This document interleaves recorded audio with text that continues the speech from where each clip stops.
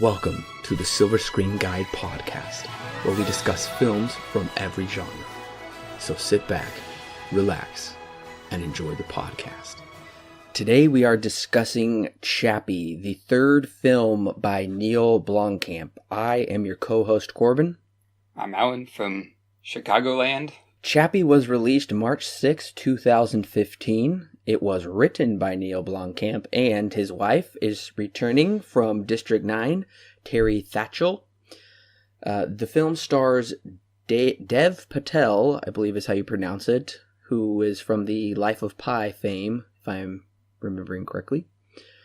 Charlton Copley is back for the third time, playing Chappie through the magic of motion capture. Oh, okay. That makes sense. I was wondering where he was in this movie. I figured he was somewhere. Yes, it's really cool to see the side-by-side of him and then like the Chappie robot next to him doing the motion capture. I mean, this guy's versatile. He's up for anything. Right. I was kind of wondering if the guy who did the mocap was possibly Andy Serkis, because I know he does like everything mocap now. He's like the master.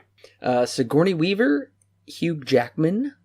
I guess the two gangsters they went by their real names in the movie, Ninja and Yolandi Visser.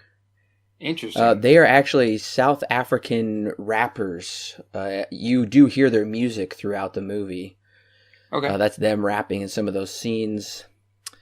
And they really liked what Neil Blomkamp did with District 9. That's why. And they talked to him about it. He said, you guys are pretty cool and eccentric, so why not be in my movie? And it worked well. I thought it worked pretty well. Interesting. I didn't know. I thought those were just regular actors. I didn't know they were like real. They're just South African rappers who really liked it. And he's like, yeah, you guys would be perfect for my movie. That's interesting. Wow.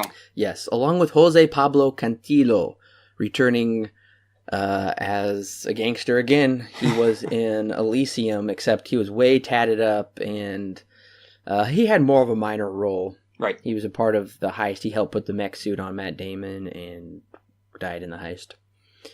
I was shocked to see two big stars in here, Sigourney Weaver and Hugh Jackman. Yeah, I saw their names on the top billing on IMDb, and I was like, that's interesting, because the last couple of movies, Elysium only really had one big actor, and that was Matt Damon. And District 9 didn't really have too big of actors in it, but this one, it kind of goes to show that Neil Blomkamp is really getting up there in fame and stuff, and he's now has a lot more money to hire these more well-known actors into this movie. Yes, that's true. I was very intrigued to see Sigourney Weaver in here, because I would like to discuss this more so at the end of the podcast, but Neil Blomkamp, within the past, year and a half, was in talks to create an Alien film that would see Sigourney Weaver coming back. Now, I'll discuss that later, but I said, aha, so I forgot he had worked with Sigourney Weaver before. Right. But do you know who the composer of the music is, Alan? I actually looked it up because I thought it sounded somewhat familiar. Hans Zimmer came for the music this time. Yes, very interesting choice of Hans Zimmer, and I could tell it was Zimmer. We'll get into the score later. Yeah, we will. But you can definitely tell it's Zimmer from some of the more recent things he's done. It had kind of a little similar to Interstellar, maybe a little bit Batman v Superman in there. Just kind of this loud type stuff like that. I don't know. Yeah, especially this kind of reminds me of Amazing Spider-Man 2, that soundtrack, because that was where he really started dabbling in more dubstep-y kind of scores. So I really caught that here in Chappie, that Hans Zimmer's style of music. Chappie has a 6.8 on IMDb. That's kind of middle ground. It's middle ground, but we should look back and see, just to refresh listeners and refresh our memory, where this is coming from. So, originally, District 9, his first film, holds an 8. Yeah, which is crazy. Yes. Elysium has a 6.6. Right. And if you remember correctly, District 9 had a 90% on Rotten Tomatoes. Elysium dropped to a 67. And Chappie has a 32% on Rotten Tomatoes. Whoa, are you serious? I am dead serious. With an audience score of 56%, which that audience score is closer to Elysium. But 32% of critics recommended it. An average rating of 4.9 out of 10. Yikes. I didn't know it was that low. I guess it kind of goes to show that critics did not like this one, like at all. Apparently critics, 140 critics gave it a rotten, 66 gave it fresh. Therefore, it's a 32%, which is incredibly bad. Chappie boasts, the critic consensus says, Chappie boasts more of the big ideas and visual panache that director Neil Blomkamp has become known for, and sadly, more of the narrative shortcomings. Well, we'll get into that whether we agree with that or not. Yeah, we will. Chappie's budget was reduced significantly from Elysium's budget, and I think that's because of Elysium's poor box office returns. Elysium, well, okay, District 9 had a fairly small budget. If we remember correctly, District 9 had a budget of $30 million. Especially for a first-time director, though, that's good. Yes. But Elysium's budget jumped up to 115, and now Chappie's budget jumped back down to 49 million. But it should be noted that what they do with the budget, I don't really see why they would need a bigger budget. Yeah, that's exactly what I was just about to say, is that they have $49 million, but I think it was well spent. Right. And it should be noted that since Elysium, it had been about 2 years, I don't know, 2.5, somewhere around there. Right. Maybe a little less. But that is a lot less of a wait because it took about 4 years from District 9 to get to Elysium, so it did cut down on that time. I would say this visually, it's not as ambitious as Elysium was. In fact, I think the opening to this movie and a lot of other things really reminded me of District 9, so yes. I wonder if Blomkamp was kind of going back to District 9 and how successful that was for him. Right. I kind of thought the same thing. We'll get into that in a minute. Yeah. The domestic gross for this movie did not make back the budget, which is bad when you can't make back $49 million. The domestic gross, $31.5 million. Yikes. That's not good. That is really not good. A foreign gross of $70 million with a worldwide total of $102 million. So it didn't even make back what Elysium made? No, Elysium, yeah, it didn't even get to the budget of Elysium. Man. Well, Elysium's worldwide total was 286. And we've discussed this before. If the audience didn't like the movie, then the sequel or whatever comes next is normally not going to do as well. Or if they really liked it, then it's normally going to do better. So those numbers do make sense, I guess. Yeah, and I know that we talked about this in the last podcast. I know I brought up Rambo, how the first one, everyone loved the first one, so when the sequel came out, it made a crap ton of money. But then, because of how kind of poor the sequel was, when the third one came out, that third one made very little compared to its predecessors. So yeah, like you said, it's just kind of like a normal trend. It should be noted that Chappie was number one to opening weekend, but that's because there was absolutely no competition whatsoever. Right. Anything that was good had already been out in the theater for nearly a month. So everything else opening number one that weekend, something about exotic marigolds, I don't know. Right. That's the same thing happened with Elysium too. It came out at a good time where it came out at a good time where a lot of the big movies have already been in the box office for a few weeks at least. So it had a great run. So, right. Yeah. Well, the opening weekend was 13 million, which is pretty low. That's pretty low. Well, Chappie it's the second highest budget, like we said. This is the longest movie of all three. Yeah. Not by much, about District 9. It outruns District 9 by 7 minutes and Elysium by 11 minutes. They're all rated R. Neil Blomkamp really loves his R rating. They all look relatively the same as well. They do. With the style that Blomkamp has. Yes, they do. And I think I have some things I want to say about the style when we get into the actual movie. Okay. I was surprised to see this one said brief nudity in it. I thought, what could possibly be brief nudity?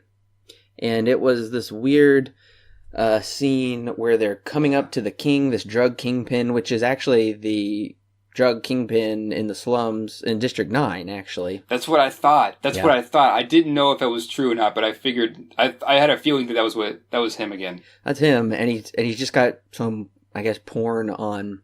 So for whatever reason, we needed to see that.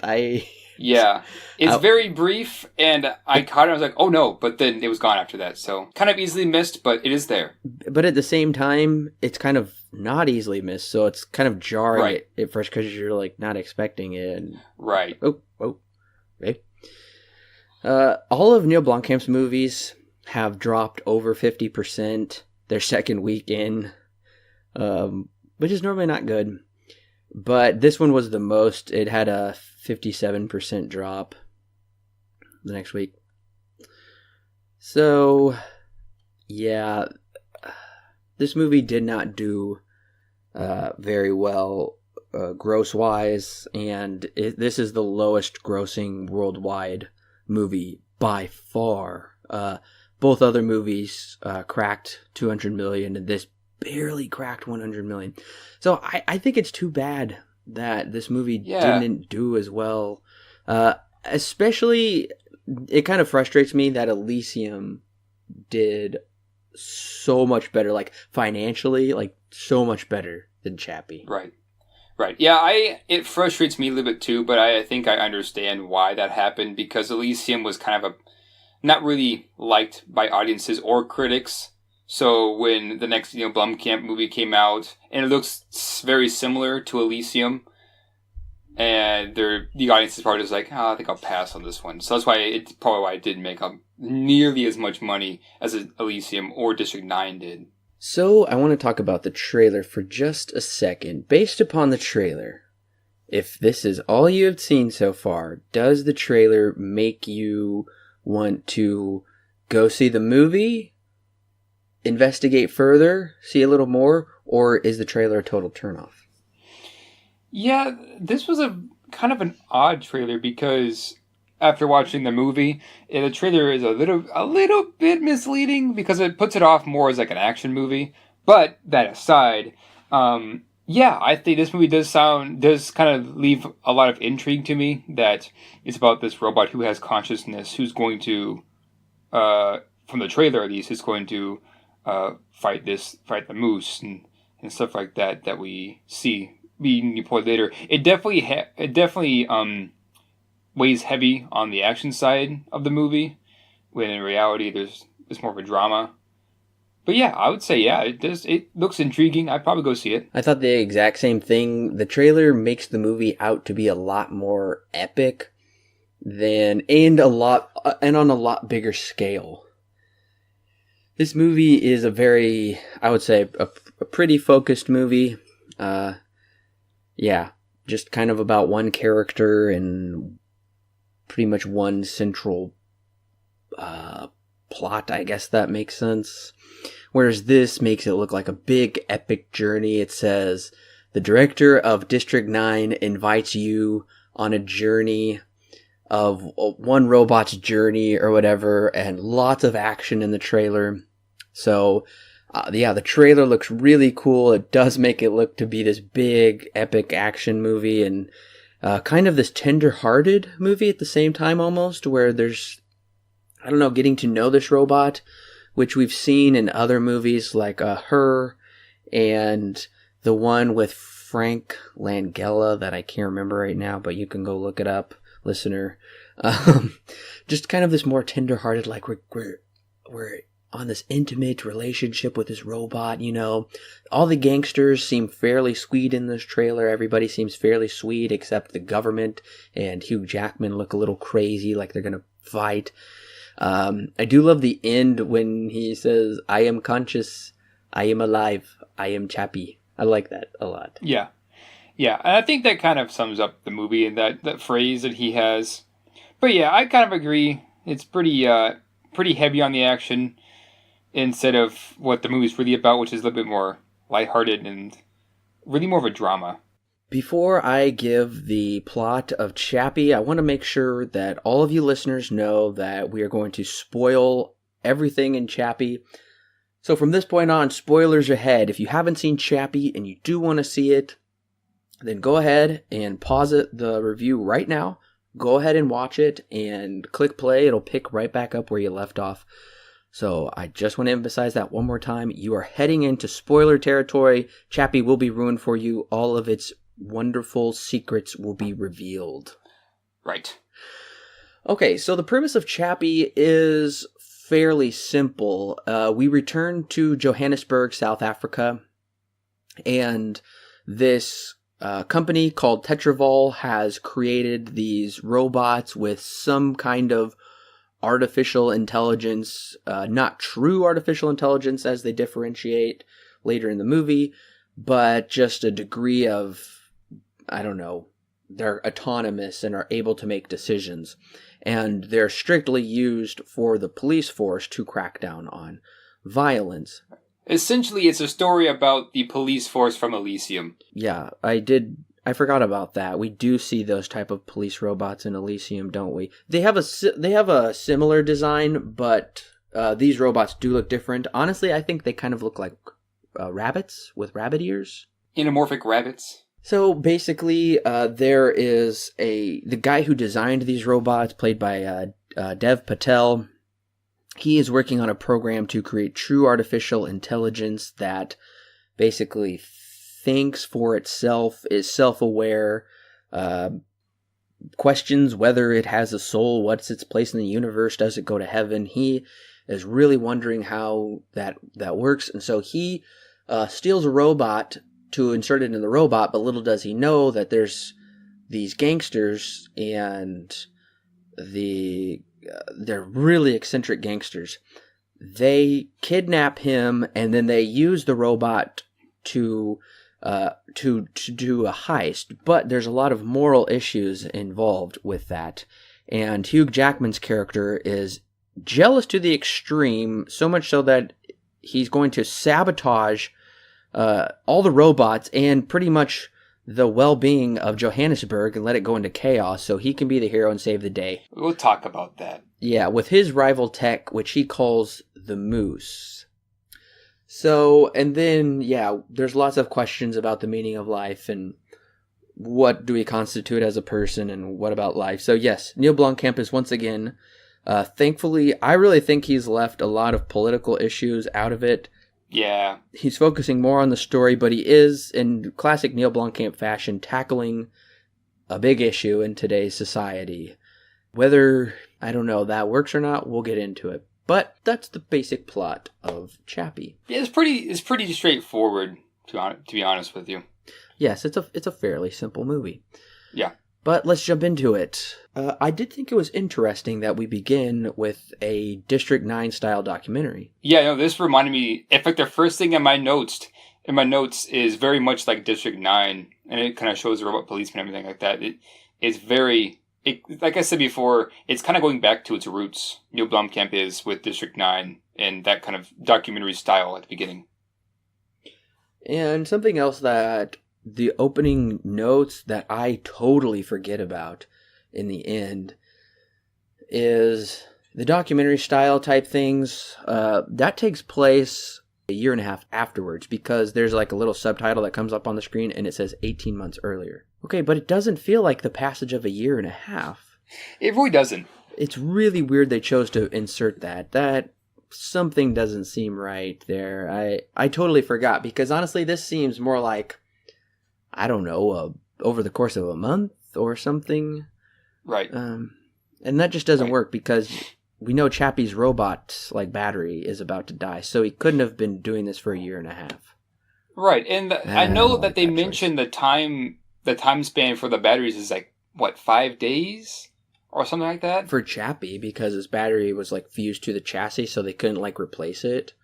Oh, okay. And so he's going to die. But I guess probably the movie itself takes place over, I'll say like 1 to 2 months, maybe.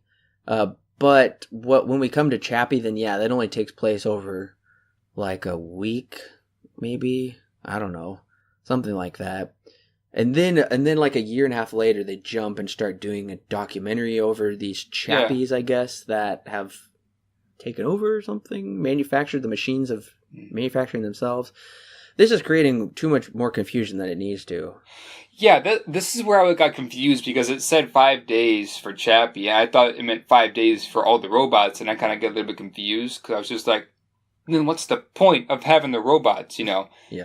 So, yeah, that makes a lot more sense then to me because, although at the same time, this movie kind of seems a bit far-fetched to have everything that happens happen in 5 days. Well, that's why it seems like it more so takes place over at least a month.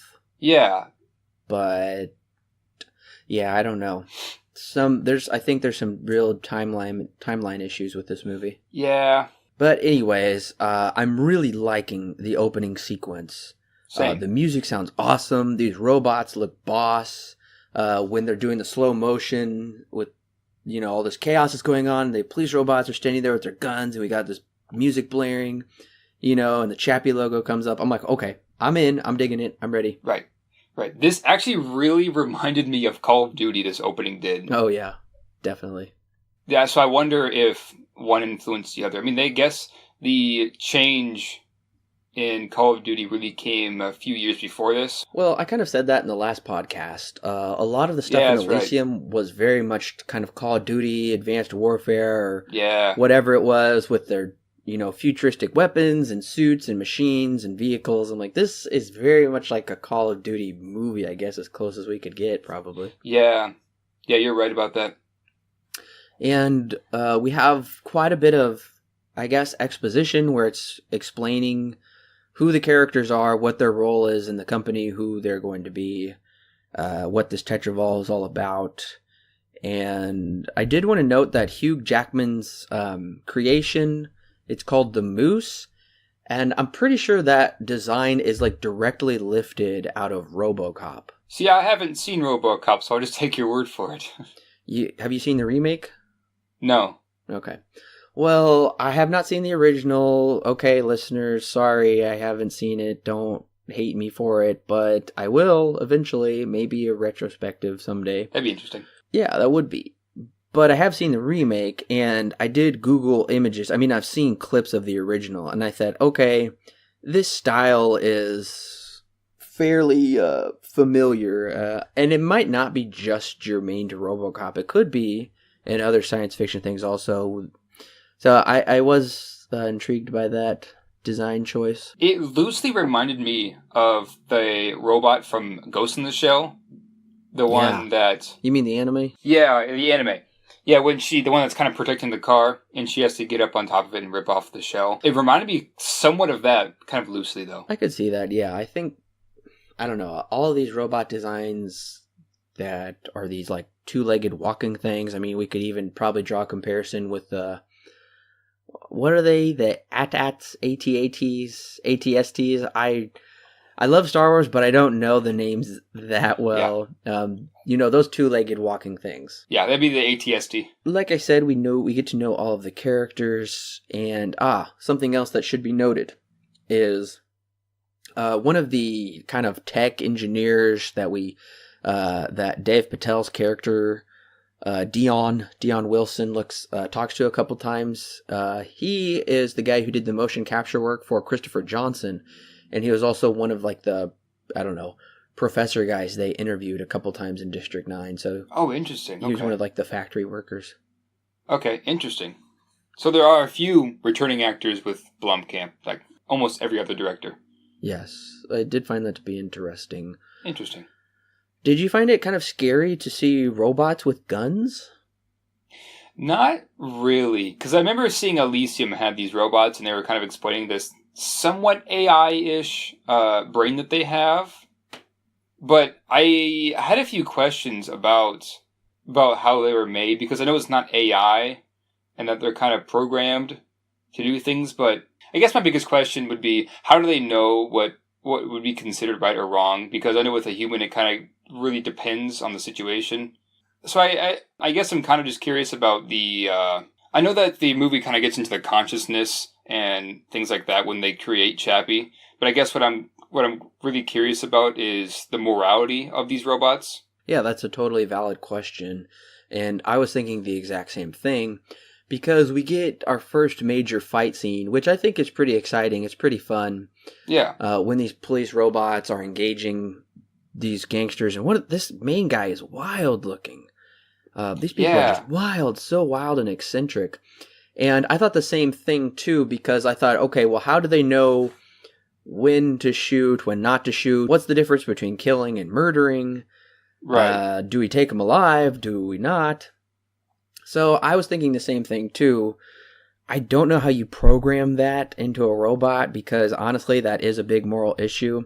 And I believe that is something that Hugh Jackman's character brings up, albeit fairly briefly. It's really not touched upon that much when he says, well, the moose is controlled by a human with, a sense of right and wrong and a brain and a moral compass, I guess, to operate it. It's not just some robot, running out and, I don't know, can't discern between taking a life or not. So that is something that is a really good question, but I don't think the movie explores it very well. And that's kind of something Neil Blomkamp has been famous for, as we've seen. He kind of brings up these issues and doesn't really go into depth with them. He just kind of glosses over them, which they're important issues, but you gotta offer some substantial reasoning to, I don't know, substantiate them, I guess. Right. No, and I totally agree with that because this movie especially, it has some really interesting ideas and really interesting scenes, but it doesn't really push itself to go that extra mile where it really sinks in the gravity of the situation. I think one of my prime examples is later on in the film when I forget her name, but the mom is talking to Chappie and she starts kind of mentioning death and then goes on to religion and starts mentioning that and how the body kind of moves on to a better place. And then Chappie kind of gets a bit curious about that, but then they just move on from that and go into a different situation. And so it's kind of just frustrating. This movie doesn't push itself that extra mile, to really explain what exactly that would be to Chappie, who's programmed to learn really quickly and is a robot after all, but still has that consciousness to him, which is what Dion makes at the beginning, is that consciousness file for the AI and stuff like that. So I wish, this is one of my bigger criticisms, is that being a guy who really likes to think during his movies, this was kind of a letdown just to not have that substance that I think should have been there. So, yeah. And like you said, it also kind of reminded me too, when it comes to the policeman and what you're talking about, it also kind of reminds me of the self-driving cars and how there's big dilemma when it comes to, say there's an obstruction in your way, there are two people crossing the road, and the car has to make a decision, where usually it would swerve out of the way so it doesn't hit them, but let's say it had a situation where two people were in front of it, and then the only way you could swerve out of the way is to hit hit one person on the other side. And the question is, what would the car do? So it's kind of like, it kind of reminds me of that. That's kind of a thing for this movie. Sure, that makes sense. And I would agree that this movie is kind of more about the visuals and more of like a fun plot than exploring those deeper issues. Like, it brings it up a lot. I will say right now that I like this movie a lot better than Elysium, because Elysium felt incredibly sloppy and it was trying to balance too many issues and almost no answers. Whereas this is really looking at one issue, that of artificial intelligence. How far should we go with it? What does that mean for the future? What does that mean for, I guess, kind of the soul? Does this thing have a soul? Yeah. And they talk about that later, Chappie, you'll, when you die, you'll go to the other place. And it's like, will you really? Because Ninja's like, nah, you're just going to die. And he's like, Hugh Jackman is like, you just got a program inside your head to make you think you're real. But it's hard not to empathize with him and be like, no, he seems real to me. It's a weird question. And we actually discussed this a lot in my class, Theology and Science Fiction. It's a big issue, and I think it's going to become a bigger issue in the coming years. But honestly, I think movies that do handle it better are Ghost in the Shell and the Ghost in the Shell TV series, because they really explore those issues, I think. I also want to bring up how Blade Runner-esque this plot is as well. Oh, Blade Runner brings it up too. It does better too. Yeah. And yeah, Blade Runner, like you said, definitely does a better job at bringing this kind of an issue up and talking about it. And I think it works a lot better in Blade Runner because they're biologically looking like a human, but they're not real humans because they're synthetic. They were made synthetically. Yeah. So they weren't made naturally. So in this case, it's a robot, which still kind of works for the situation. But Blade Runner more or less focuses itself on what it means to be human versus life in general, which is kind of what Chappie focuses on.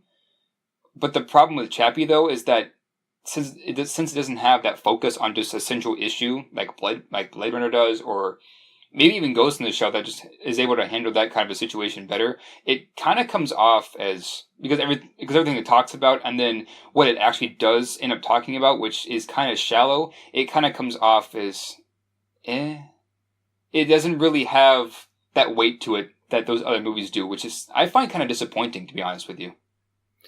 Yes, and something else, since we're talking about this now, that I think I should bring up. There's a line in the movie where he says they're talking about like a consciousness. What's consciousness? And Dion is like, "We don't know, Chappie. We don't know what consciousness is." And I'm thinking, are you sure? Because you seem to have just created it, at least in Chappie. Like, you're Chappie's creator. You've somehow been able to quantify it and let it manifest itself in a creature that's clearly conscious. So I found that to be kind of a poor excuse. Like, if you're going to go this far, I mean, I understand this is fiction and it's not real right now anyway. Don't like go that far and like establish this premise and be like, we don't have any answers. We don't know. Right. And I'm thinking, what? But that's contradicting, it seems like. There are a bunch of contradictions in this movie, the more that I think about it. And to be fair, this movie is not going for that super deep philosophical meaning behind it. But at the same time, it hints at that, and it kind of teases us with that, but then never goes there, which I think is kind of the biggest letdown, is that yes, it's fine to have a movie that's kind of lighthearted that still asks these questions, and just to kind of be a fun movie. But at the same time, I think this movie just takes one step too far where they should have gone farther with what they're trying to say. I totally agree. I do honestly think, though, that what we see with these police robots, at least, is the future.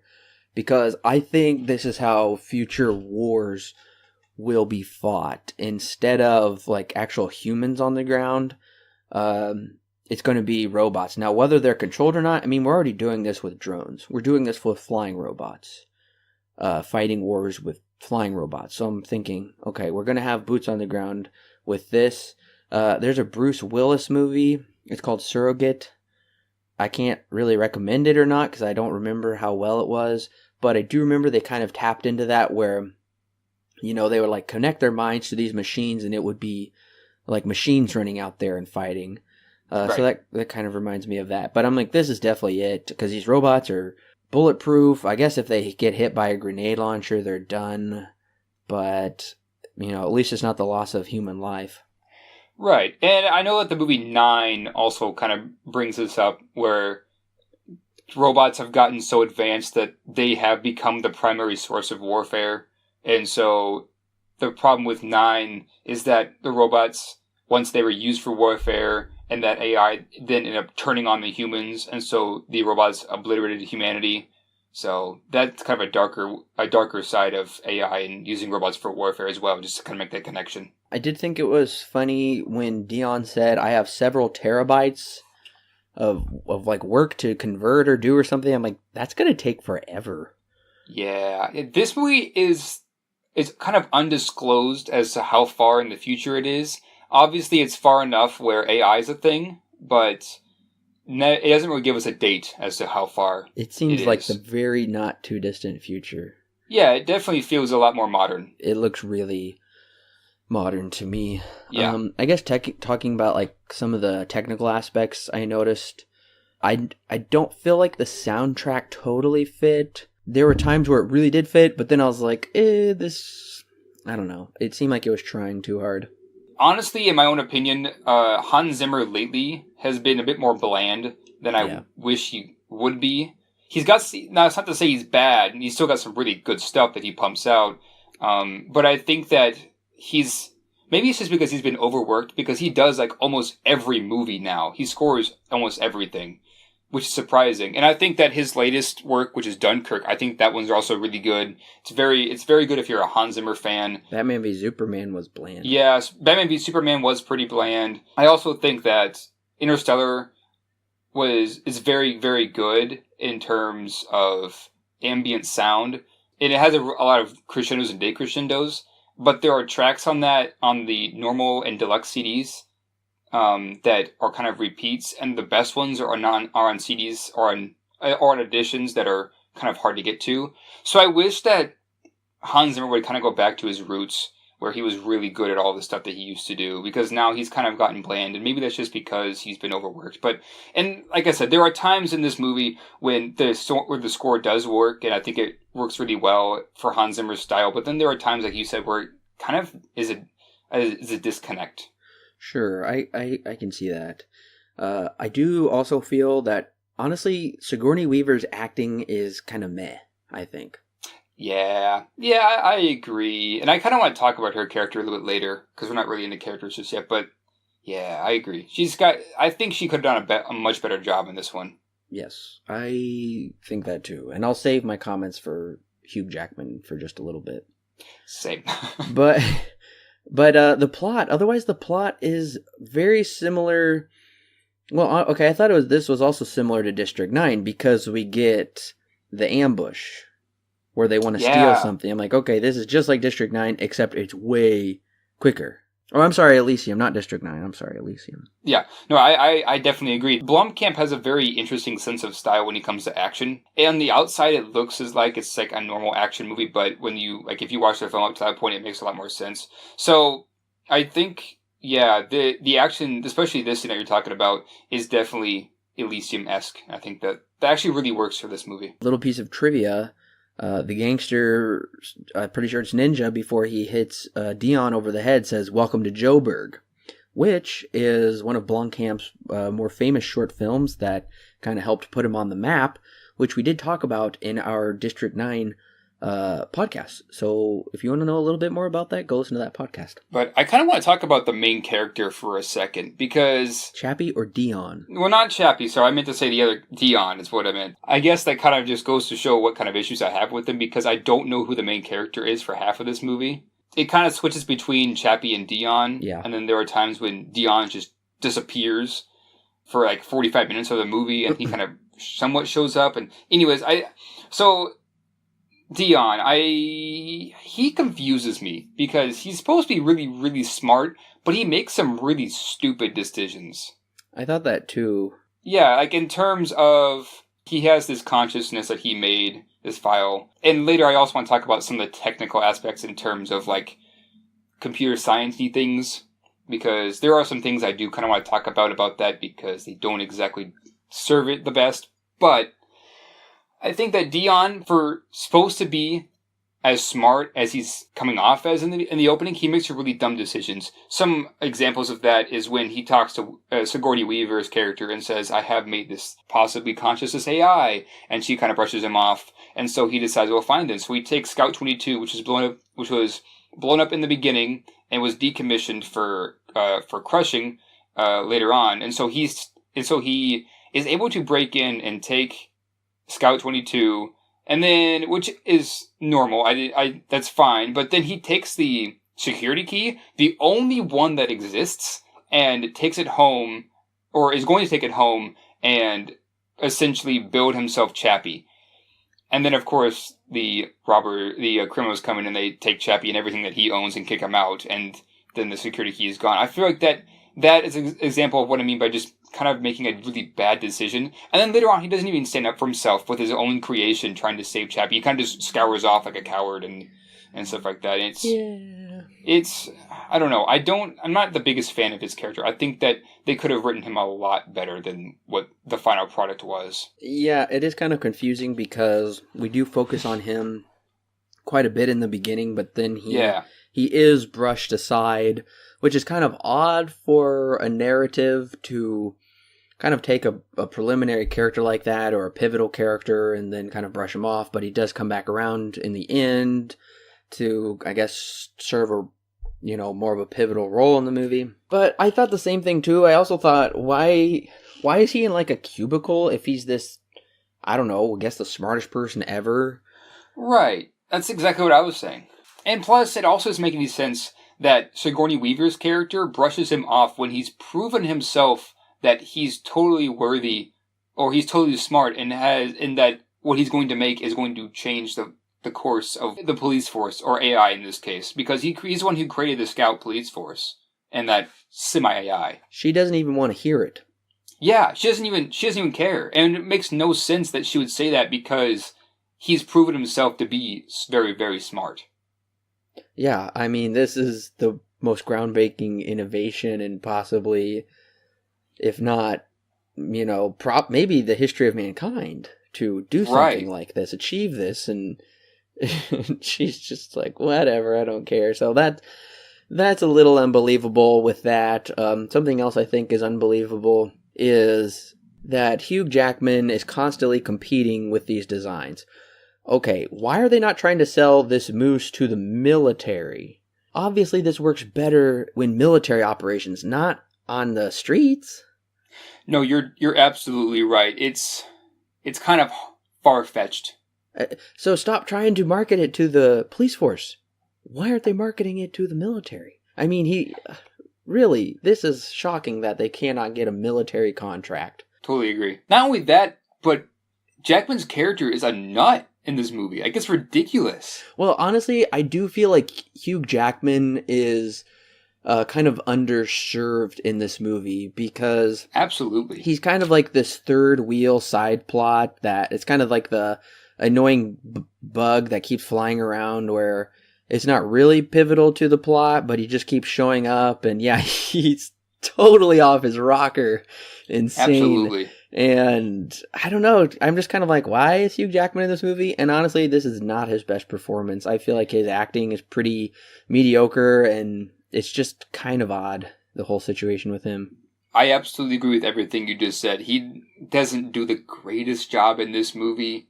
And part of that may even be due to the fact of what he's given to act, because it's kind of ridiculous, his character is. And he makes some really, really dumb decisions that are mind-boggling in this movie.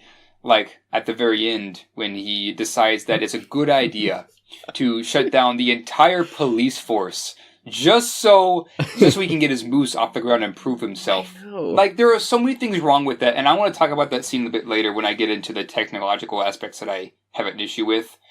But not only that, but the guy is also kind of sadistic as well. Like, especially in this climax, he comes off as if he is just mad with power, and to a point where it almost kind of defeats his character in a way that it goes against his character. I kind of think he should have been written out, and the villain should have been so forced on us. Yeah, he's kind of the atypical bad guy, no good qualities at all, really. Can't really feel for him in any way, pretty one-dimensional. Well, even before the end scene, he is so mad about this whole circumstance. He pulls a gun in the middle of the office on Dion. And no one does anything about it either. No repercussions. No repercussions for pulling a gun, and he pulls the trigger.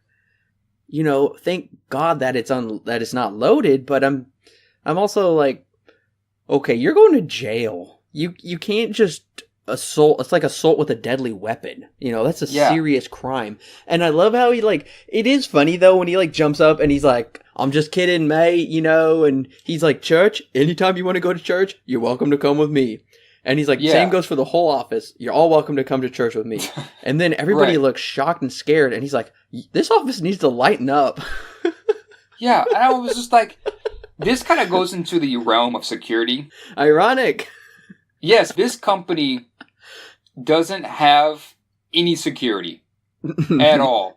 Because, and this is kind of where I begin to rant about this movie. And this is kind of where I think one of the issues, because I am a computer science major and security is a big thing now, of course, with a bunch of data breaches coming up. But let me just start from the beginning. So, all of the police force scouts have this key in their brain, essentially.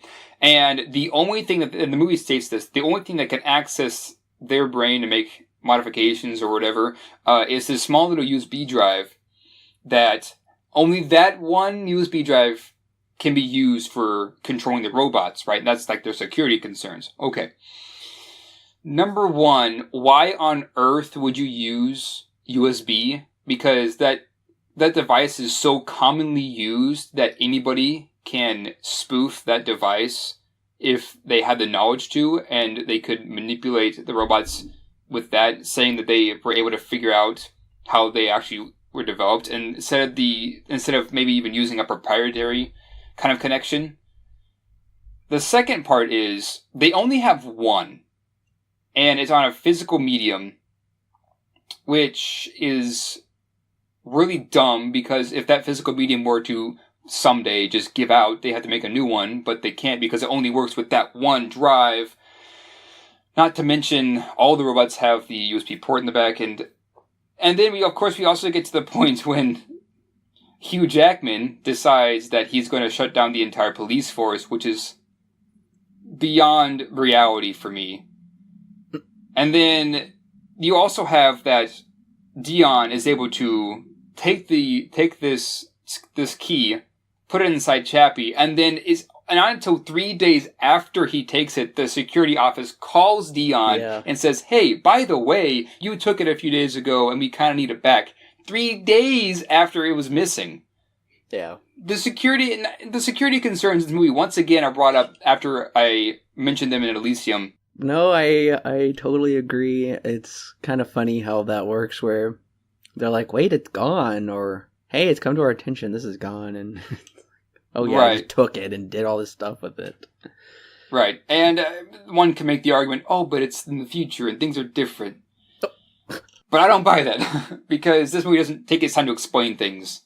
Honestly, a lot of that concerning the Tetravol people is kind of background to the story, I feel, or it's secondary, because honestly the real story deals with Chappie and the gangsters, which I love because they're so eccentric. They're awesome. No, I totally agree. I think the gangsters in this movie are the best characters. And that's saying a lot, because for me personally, I think that almost every character in this movie is really dumb, but at least with the criminals, it makes sense and it actually works. I love their dialogue. I think there's only there are two, I think, major flaws with these characters that totally betray themselves, betray the characters. I'll mention that in a minute, but I love their dialogue. I had to put the subtitles on because I did have some trouble understanding certain things, but I do recommend put the subtitles on because their dialogue is awesome, and I love when Chappie copies their dialogue. Yes, yes. So, okay, as for Chappie, I think the motion capture work is amazing. The CGI looks so real, like you wouldn't even know, like I would assume that's real if I just saw it and didn't know any better. Now, I haven't seen War for the Planet of the Apes, but I've heard that that's also very good. But Dawn of the Planet of the Apes, it's almost like that kind of a style where it's at times you're just like, oh crap, is that real or is that CG? Yeah, the motion capture is awesome in this movie. The motion capture is brilliant. So, Charlotte Copley, I think he does just an amazing job of imitations, of kind of like becoming a human. Like, you can definitely see the evolution and progression. So I just love that. The dialogue is awesome. I wrote down a couple lines. I don't want to go through all of them because I want you to enjoy those dialogue lines from them. But just the way they talk, and even still today, since I saw this movie a year ago, I'll be like, he's the illest gangster number one. Just love saying that. Something I thought was really funny, this line actually comes from Dion. When Dion yells Ninja, he said, "He's smarter than you already, you Philistine. Let your creativity flourish, Chappie." And then he like drives away. I'm like, who talks like that?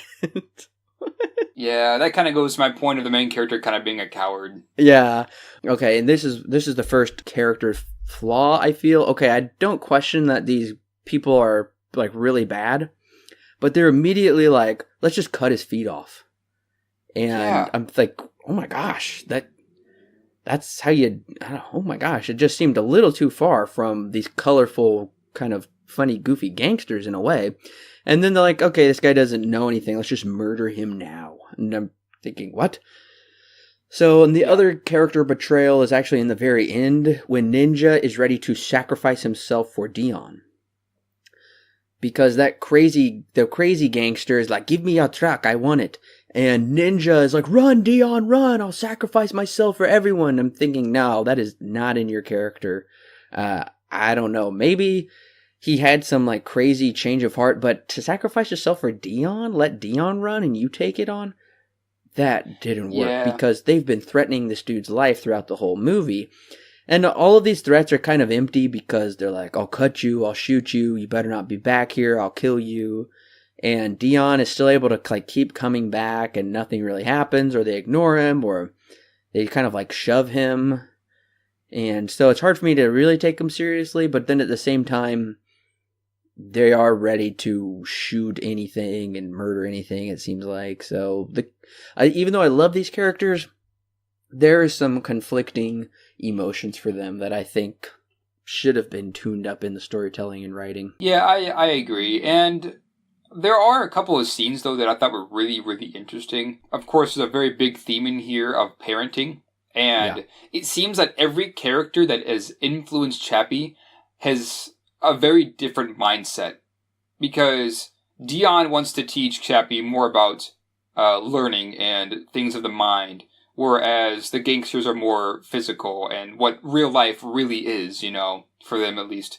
And then Mom, I think the mother is one of the more interesting influences on Chappie because she definitely is more of his caretaker and really shows him what it's like to have a mother. And so I think that every character in this movie impacts Chappie in a very good way, whether it be for the better or for the worse in terms of the actions that Chappie does. But I think it's also very interesting that just because this movie is kind of, I think it does a really good job of parenting and like the different styles of parenting and the good and bad of all that. Yeah, I absolutely agree. And I do say, I really do feel that is really manifested in Chappie. Like, how does that affect him as a person? What kind of choices will he make based upon the different influences? So I was incredibly impressed with that. And there's one particular scene that I really wanted to talk about where Yolandi is reading the bedtime story to Chappie in bed. Yes. Just the way it's lit and shot and just the actual scene itself, it's incredibly bizarre to see this small woman reading a story to Chappie.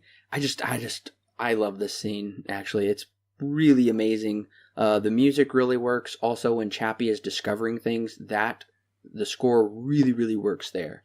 Yeah, no, I agree. This is one of my more favorite scenes of the movie just because this is when I mentioned this scene earlier when she begins talking to him about death and beyond, right, and things beyond death.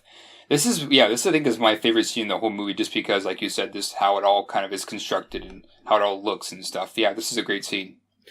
Well, and I really love when she says, your soul goes to the next place. And even though Chappie can't really make any expressions, I mean, we see kind of like these like pixelated dot eye expressions sometimes. Right. There's only in a couple scenes. We don't see that here, but I can absolutely tell that Chappie is contemplating it. Yeah.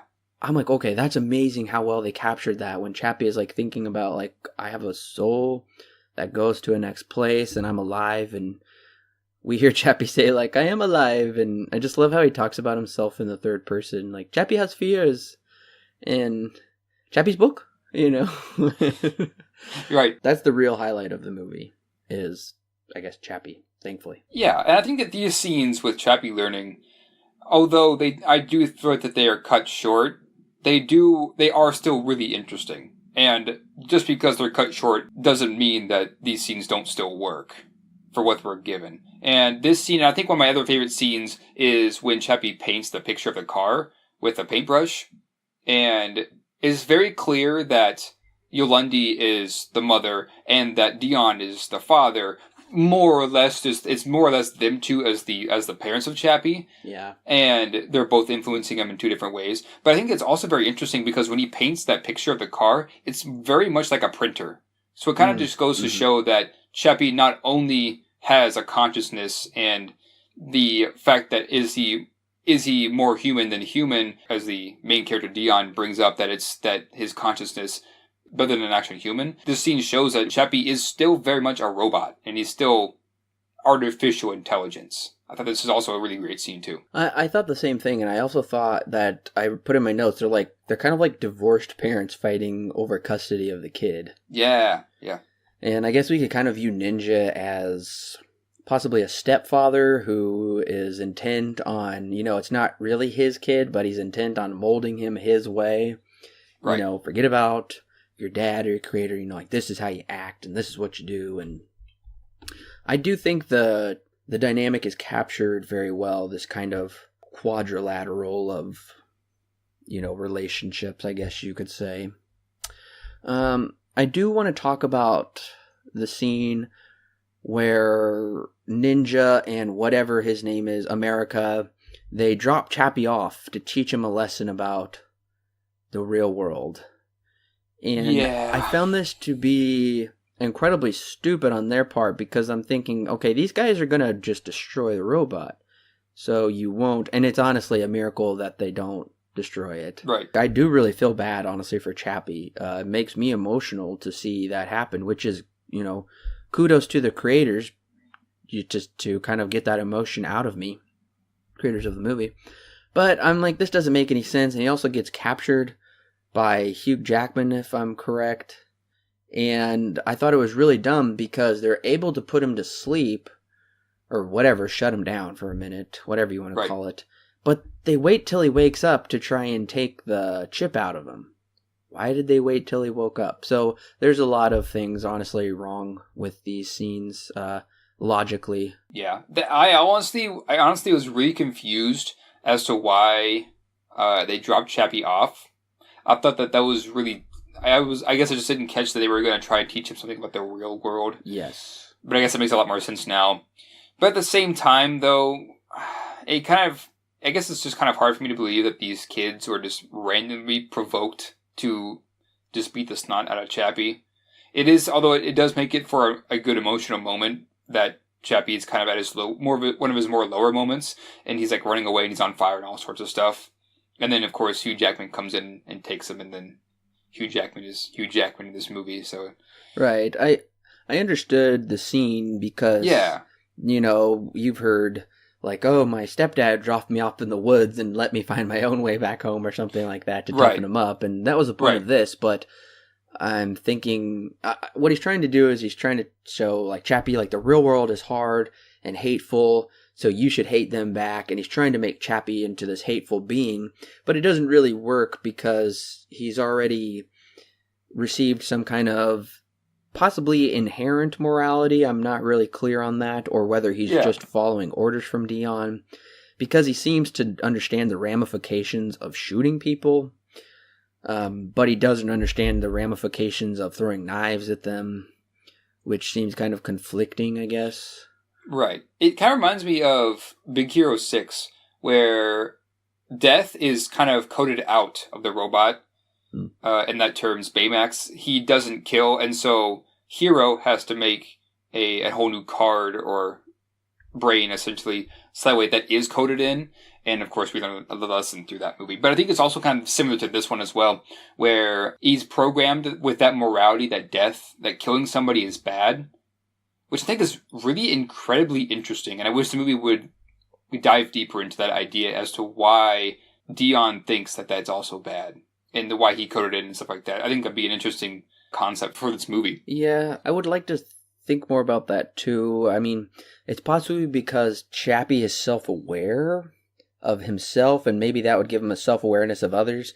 because animals, I wouldn't say animals are self-aware per se, because if they were, then they would think and rationalize a lot more than we do. And animals aren't really afraid of death because they can't really understand it, I would say.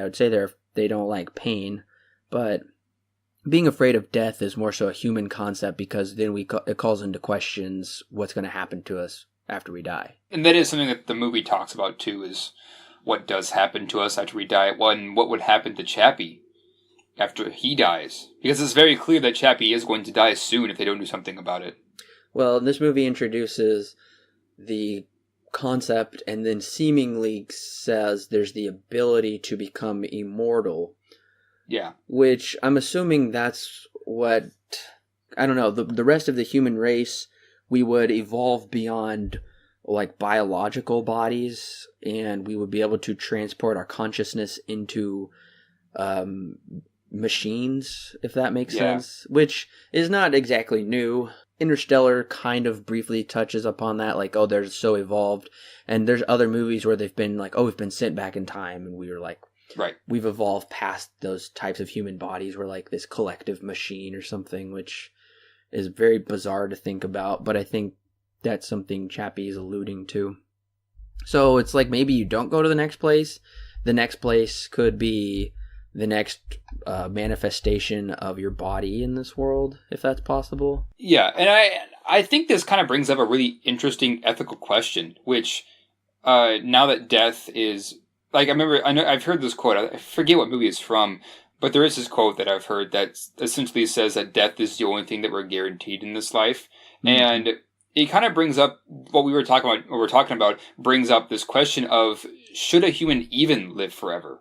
It's not the matter of can we, but should we? Because I know that's also a big ethical question when it comes to philosophy, and of course when it comes to living forever or living longer. Because I know that the average life expectancy, like 300 years ago, was maybe 50, maybe more of 30 or 35 during the Black Death, or less than that. And of course now it's rose to, like, at least here in America, about 75. Yeah. So the life expectancy is going up, and humans are living a lot longer. So I guess one of the questions I think this movie, inadvertently brings up is, should a human live forever? Because I know that at the very end we see Dion being put into one of the scouts, just like Chappie is. Well, I guess I hadn't really thought about that.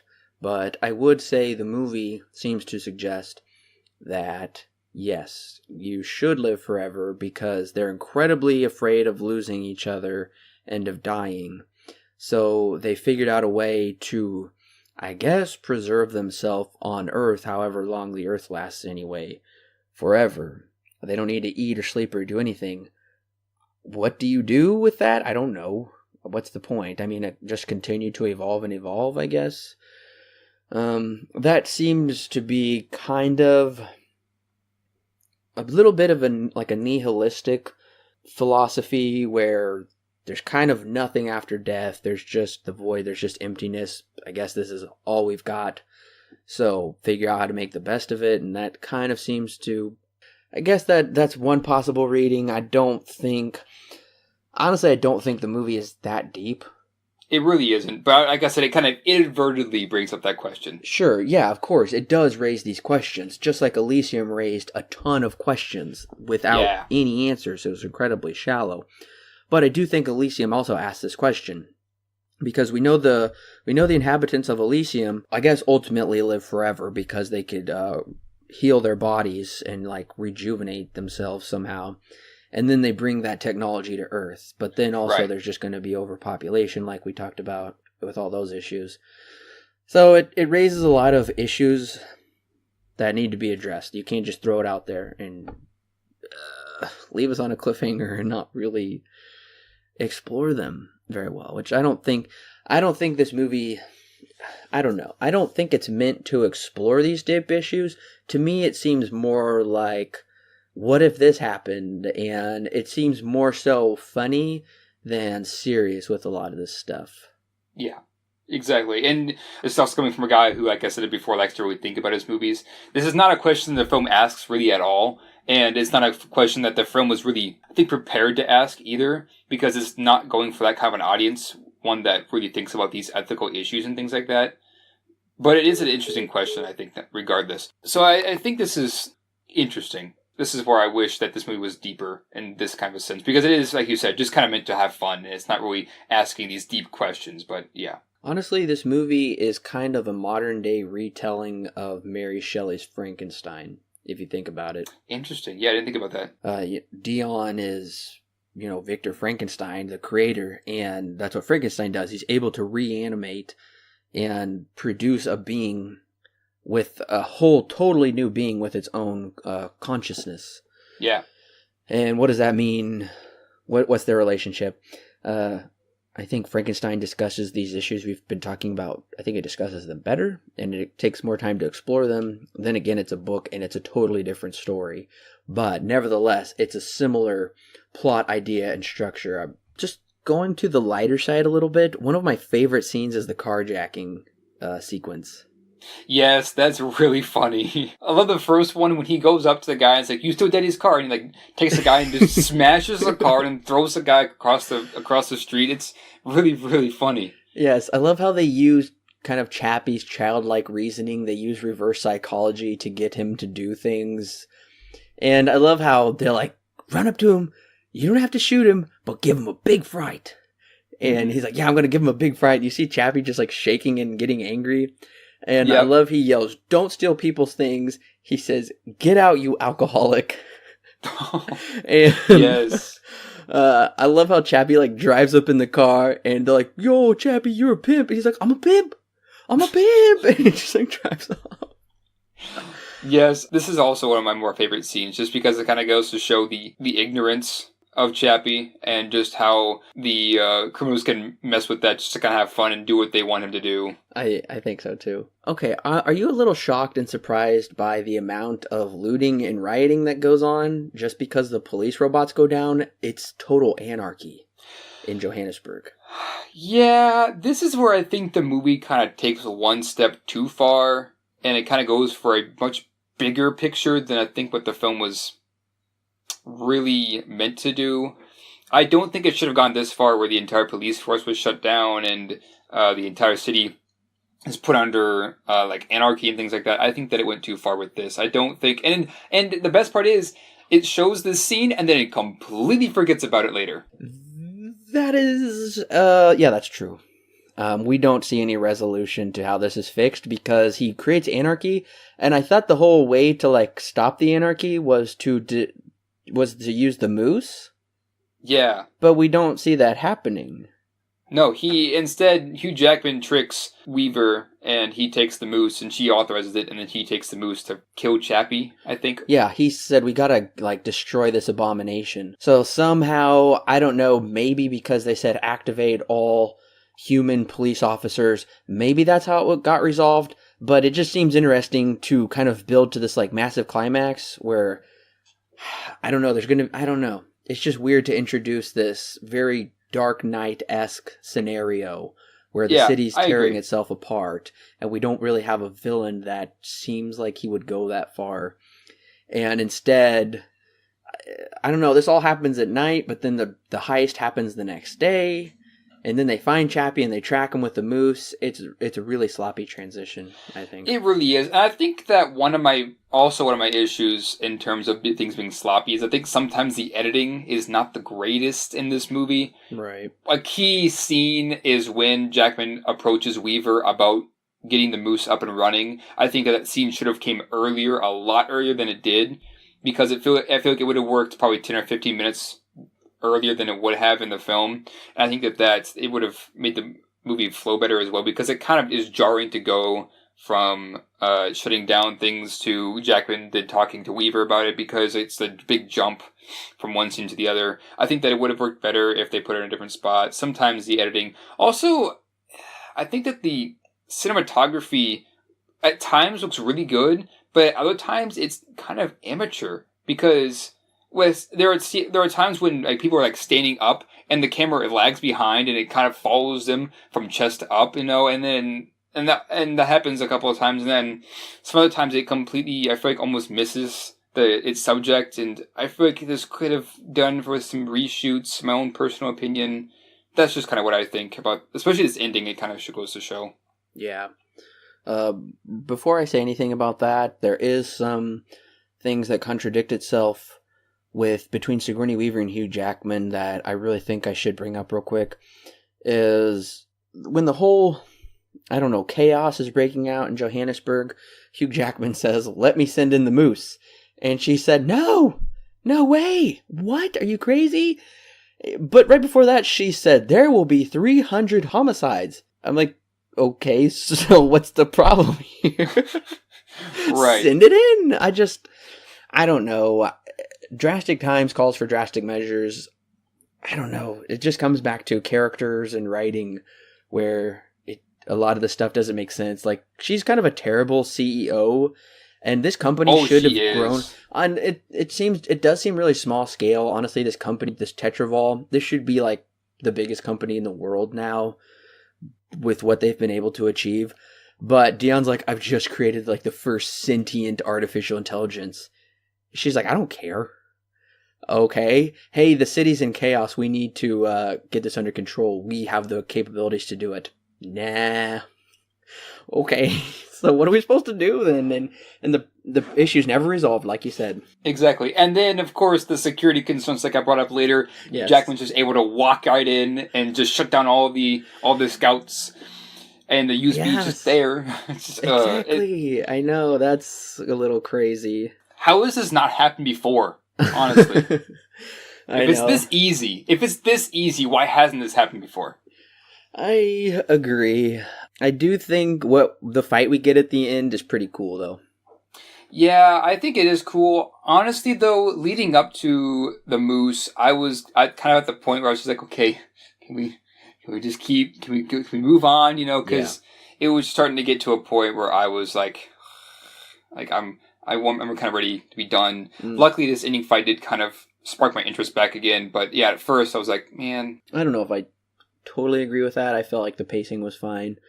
I did really enjoy the fight at the end. It honestly reminded me of the District 9 fight, though. It did. It absolutely did. We have a very similar looking mech suit type thing. Like the Moose and the mech suit in D9 are very similar. I think the explosions looked cool. It was probably the best way they could wrap all of these storylines together. Because we've got about, I guess, 4 different plot lines going on from beginning to end, and I think this is probably the best way, is just to have a showdown of all of them together. I do think it was really funny when Hugh Jackman sees the sentient Chappie and he crosses himself. Like, what abomination against God has this man created? Right. And before he suits up with the moose, he does the crossing of himself also. I do say there is some conflicting technology going on, because Hugh Jackman puts on that thing to control the moose, but the moose is essentially a drone. So it's like he's like connecting his brain waves or consciousness with it, which doesn't make sense. Yeah, I know we mentioned this earlier, that essentially the moose is being controlled more by a human because a human can rationalize different situations, maybe even better than the somewhat AI of the police force. But what does he need this like brain cap for? Because Chappie will use that later to literally transfer a consciousness into a machine. That doesn't make sense. Yeah, this movie definitely has a big theme of what is human consciousness.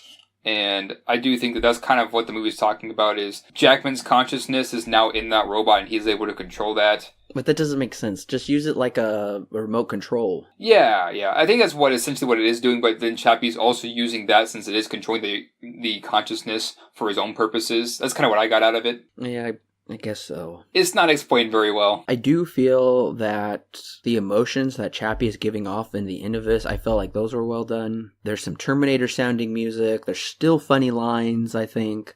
Awesome use of slow-mo. And yeah, overall the action's pretty good. So I really gotta say, they did a good job with the climax.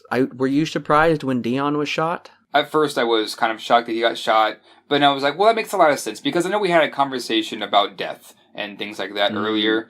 So it only makes sense that Dion would get shot and is going to die now, and so Chappie has to save him. And Chappie essentially sacrifices himself, which he kind of learned earlier, and that kind of goes to show that even though Chappie was influenced by these supposedly terrible criminals who are not very good, even the criminals have a sense of dying for their brother or whatever. And I thought that was really interesting. It even put more character into the criminals, that one of them at least is willing to sacrifice himself for the good of everybody else. I thought that too, because if anything, it made sense that Ninja was going to sacrifice himself for Yolandi, but then it was cool because Yolandi was like, no, I'm going to sacrifice myself for you. And that was pretty brutal, honestly, when she was shot up just like that. Just the way the bullets went through her was like, oh my gosh. Yeah, she's so dead. Yeah, and it was like more impactful than like her body just blowing up or something, just the way she was shot. All of that worked fairly well, and Hugh Jackman just went brutal on these people, like ripping their bodies apart, just eviscerating them with just rain of bullets. I thought, yo, okay. Right, and then maybe this is even kind of a commentary on human consciousness just in general, because Chappie at this point is clearly showing that he's able to sacrifice himself and that he's very brave. Yeah. But Hugh Jackman, who's controlling this robot through his own consciousness, through his mind, is showing that he's sadistic and that he's ripping apart guys that are bad and are criminals and stuff like that. But it kind of goes to ask the question, like, do they even deserve that kind of punishment? You know, so I think that's kind of what this ending is kind of saying, is this the battle of consciousness is what's better. Well, like an artificial consciousness where morality is very much tuned to the way that the software is tuned to, or is it human consciousness, which is very more nature driven? And it also undercuts the argument of human morality, because that was Hugh Jackman's big point, is like a human's in control, a human will be able to differentiate between right and wrong. Clearly all the power's gone to his head and he's got bloodlust and he's just ripping everybody apart.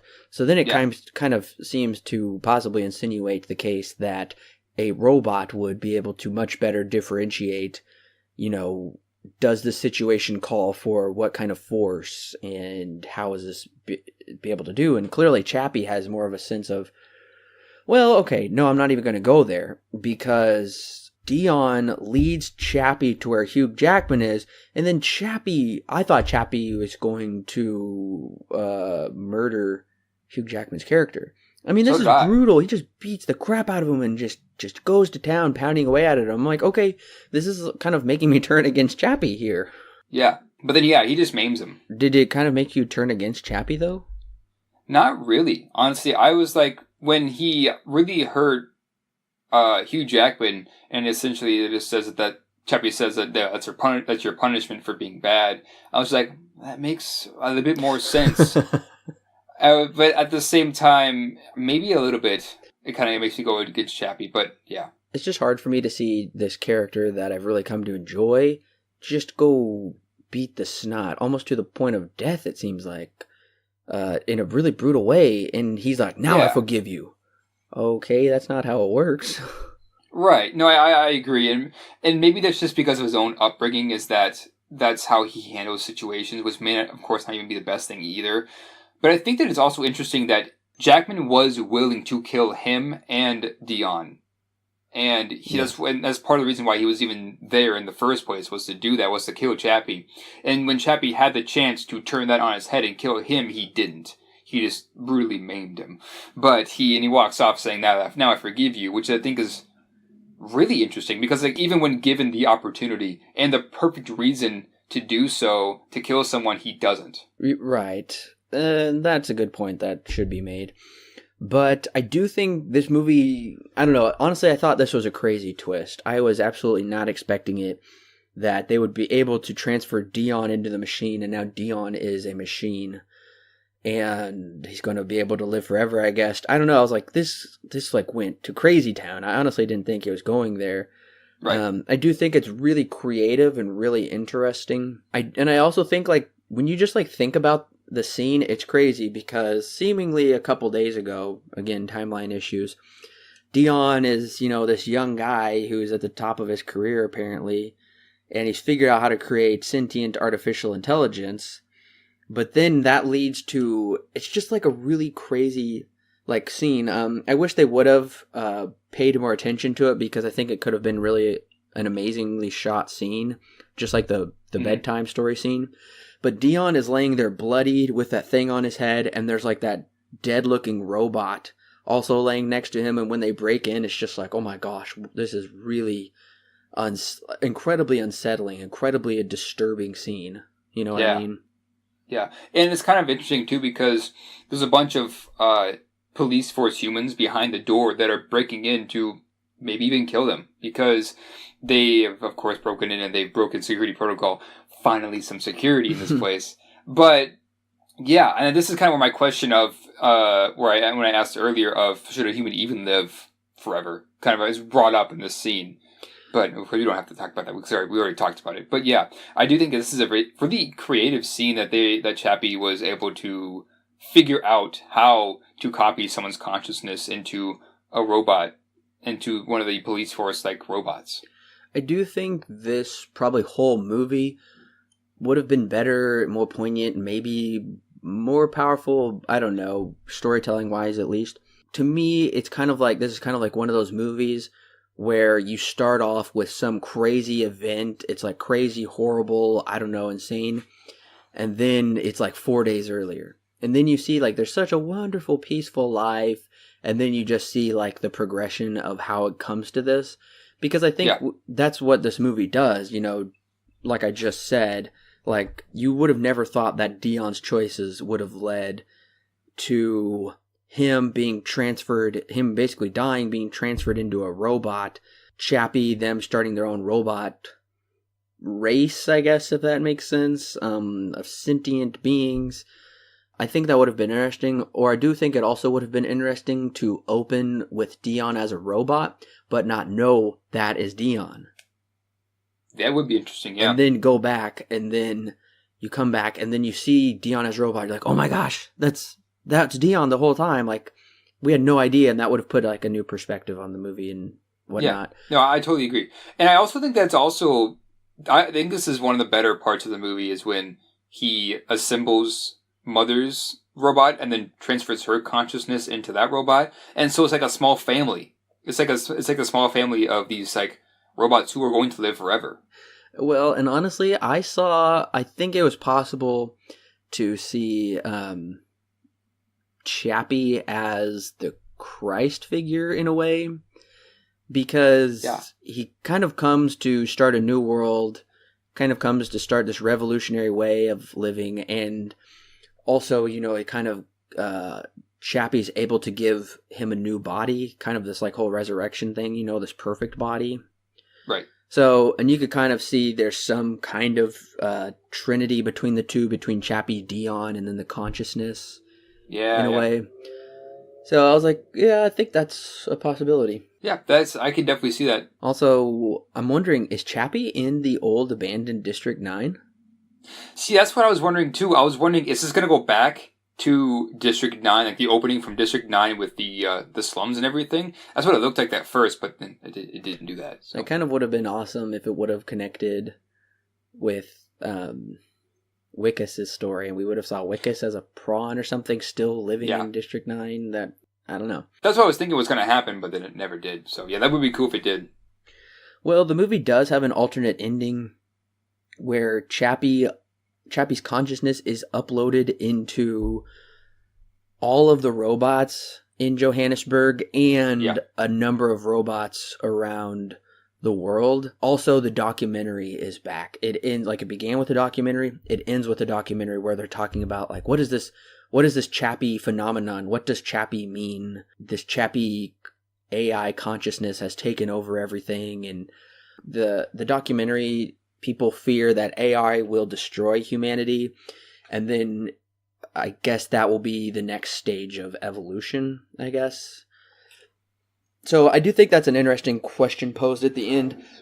I don't like it where Chappie is now all the robots and whatnot. Yeah. I do think they made the right choice, but I did like the symmetry of beginning with a documentary and then ending with it, because otherwise it seemed a little weird to begin with it and then totally drop the whole premise. I guess it works. It's fine. It's really not that big of a deal. Yeah, I agree. And it's kind of like a District 9-esque style because it begins with a documentary and then goes into live action and then comes back to documentary style. So yeah, I think that I agree with you. I don't think that alternate ending would have worked very well.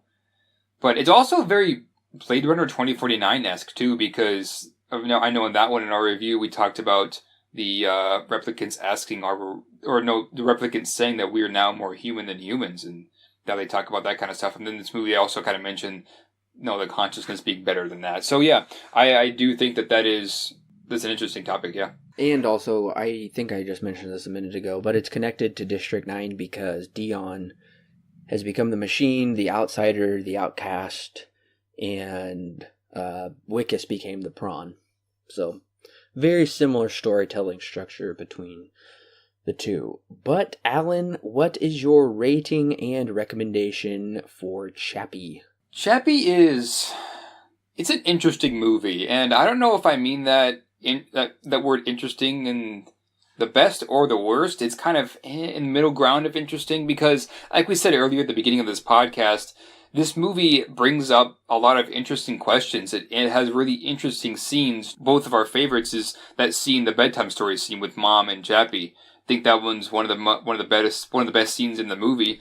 Or the scene where he paints the car. These two scenes that I'm talking about are two of the most interesting scenes in the whole movie because it goes to show not only Chappie's ignorance, but also how he perceives the world as well and what he can learn from it.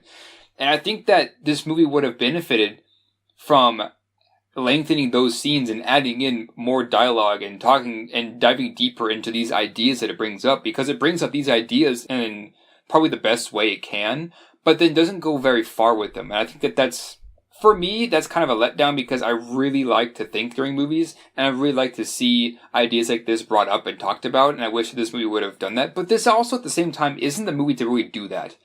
This movie, as we talked about, is kind of just to have fun and to bring up an interesting situation that does elicit some discussion, but at the same time doesn't take itself too seriously and doesn't take it too far. So I don't know. In my own personal opinion, I wish it would have gone farther than it did. And the fact that it doesn't is kind of saddening, but I understand why it doesn't do that. I think maybe this film would have benefited from a longer runtime where they would have been able to explore those deeper ideas that we both have talked about that we would really like. A lot of the characters in this movie, actually, I'll go on a limb and say all the characters in this movie, like the human characters, are dumb. That includes Weaver, Jackman, the guy who plays Dion. I think everyone in this movie is dumb in their own way, and they just don't make good decisions at all. The criminals are the exception because they actually are dumb, but they're dumb for a good reason because that's how they grow up and things like that, and they're criminals. So I wish that this movie had better characters. The story at times feels very cliche, especially with Jackman's character. It kind of just goes for that bad guy just because he wants what the main character has, and at times it comes off as just sadistic and doesn't work for me at all. I think that in terms of the technological aspects, I know I was going to talk about this. Now, I understand at the beginning of the movie, we see Dion make this consciousness.dat file. And now, for an audience's sake, yes, that makes sense to show this because it shows that Dion has been able to convert that into a string of data or code or whatever. But for me, as a computer science major, I kind of see it as a sloppy project, because if you have all of your code into one file, then that can cause some serious issues in terms of readability or whatever. But I can bypass that for the audience's sake. One thing I can't bypass, though, is the fact that Dion was somehow able to figure out how to convert a human consciousness into a file and something that a robot can use. That's something that the movie does not explore, and I wish it would have, because I think that would have made it even more interesting. But once again, this movie is not made for that kind of a thing. So overall, I think that Chappie is an interesting movie and is a pretty fun one. Me personally, towards the end there, before the moose was brought out, I was kind of just like, can we please just keep going? You know, can we move on with some stuff because it was starting to get kind of boring in terms of it just felt repetitive and was over and just over and over again. But overall, I think that Chappie is enjoyable, and I think that it may even benefit on some repeat watchings. This isn't one of those movies that you can see. I would say you can see more on a second viewing, but is one that would still be fun on a second viewing. I know that you've seen it twice, so. Overall, I think I'd give Chappie a 7 out of 10. It's a mild recommend for me. It's got some pretty big issues that I know we've definitely discussed more in detail. But yeah, 7 out of 10, mild recommend. Chappie for me is less about the bigger issues of consciousness and artificial intelligence that clearly Neil Blomkamp likes to bring up these issues in all of his movies, but he doesn't really know how to answer them or necessarily explore them very well. I would say he's better at world building and giving the audience a really creative, unique science fiction film. I definitely agree with Alan. I wish that these movies, District 9 did a fairly good job, but I wish these movies would at least try, it seems like, to explore them a little better or give them a little more gravity and depth. But to me, Chappie is more a movie about having fun with this self-aware robot. The big standouts are Chappie and Ninja and Yolandi. That group is just amazing. They have this crazy hangout, really weird designs, super colorful, not just with their language, but with their clothes and the style of their outfits and body.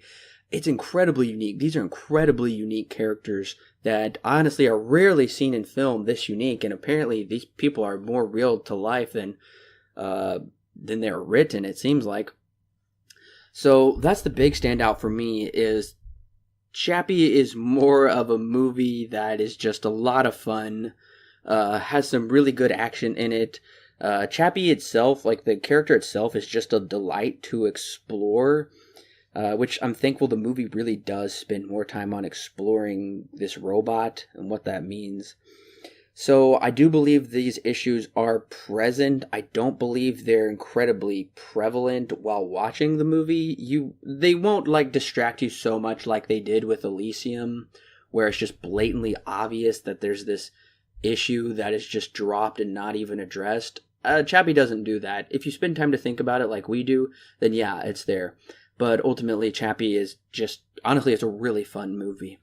So I would definitely return to Chappie. So I'm giving Chappie 7 out of 10, and it's a high recommend, honestly. Just go check it out. You'll have a lot of fun with it. If you're offended by language, then this movie's pretty heavy on language, like all of Neil Blomkamp's movies are. But if you're not, I don't know, I guess easily offended by language, it's just how those characters speak, and this is just a story, then yeah, definitely check Chappie out, because it's a whole lot of fun. I think that's also kind of interesting that Neil Blomkamp, his style in terms of a dystopian future is the main setting for all three of his movies so far. And I kind of want to see where else he can go with that style, because it's kind of in the same throughout these three movies, but I really want to see where else he's going to take that, because we don't see dystopian very much anymore.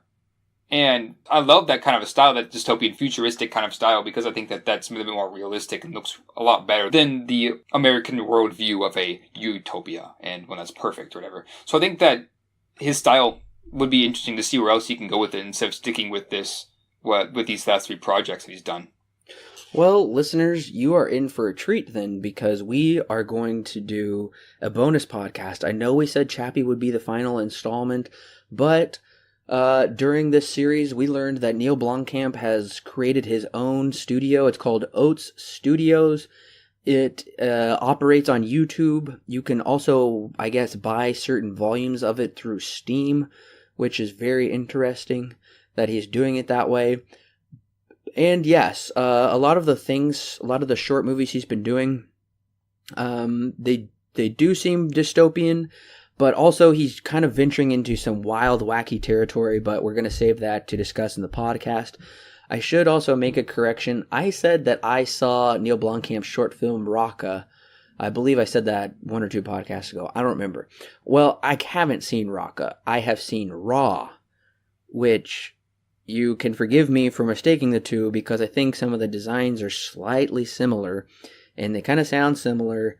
And I know that Raw might be still coming into a movie. I will link to the Raw short film because I believe it's worth watching also.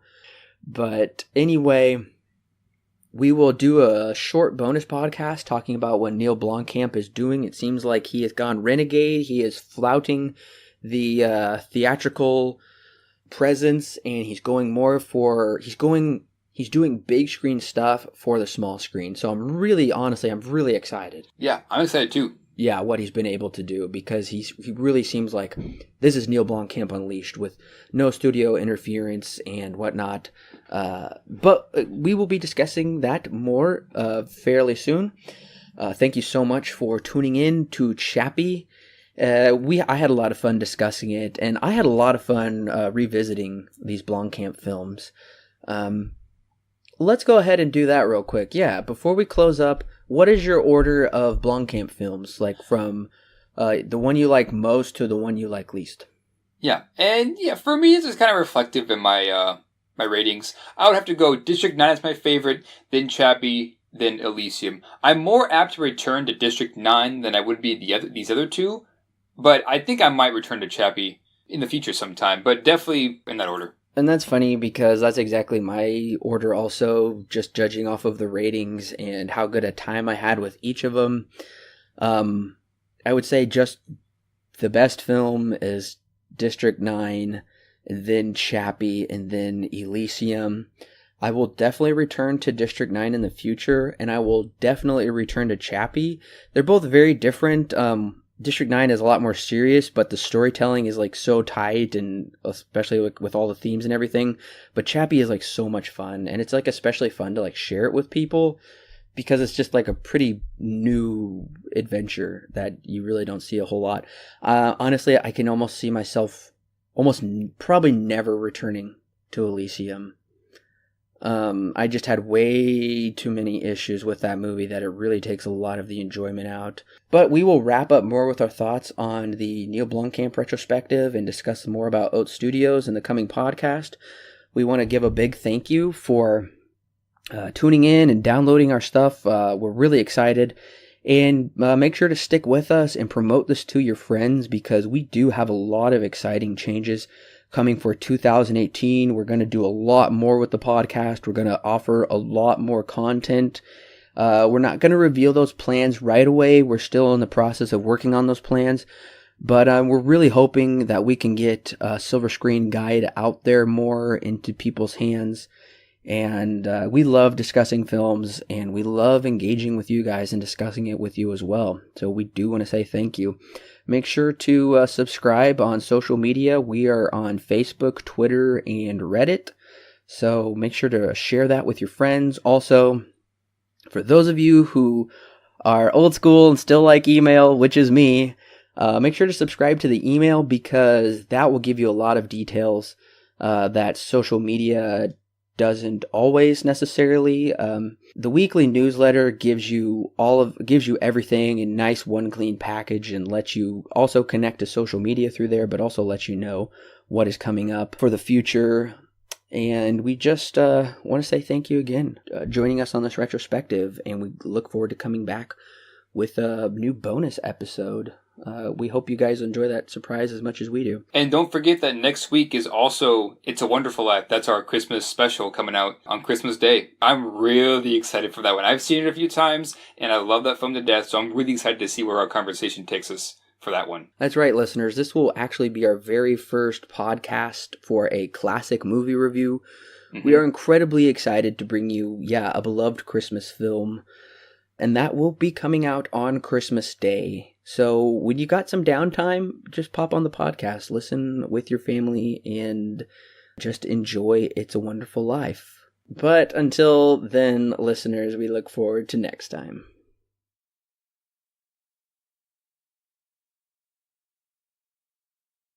Right. I was kind of wondering if the guy who did the mocap was possibly Andy Serkis, because I know he does like everything mocap now, and he's like the master. I did not know that. I know. Yeah, Andy Serkis. He's the guy who did the yes. apes from You Planet of said the Andy Apes. Serkis. Yeah. Yes, you said Andy Serkis. I did know that, listeners. I know that. The mic just cut out, so I missed it. Oh, yeah. I'm sure it helps him, what I'm trying to say. I'm sure now that it's, what was I trying to say? I don't remember. Just go on. I'll pull it out.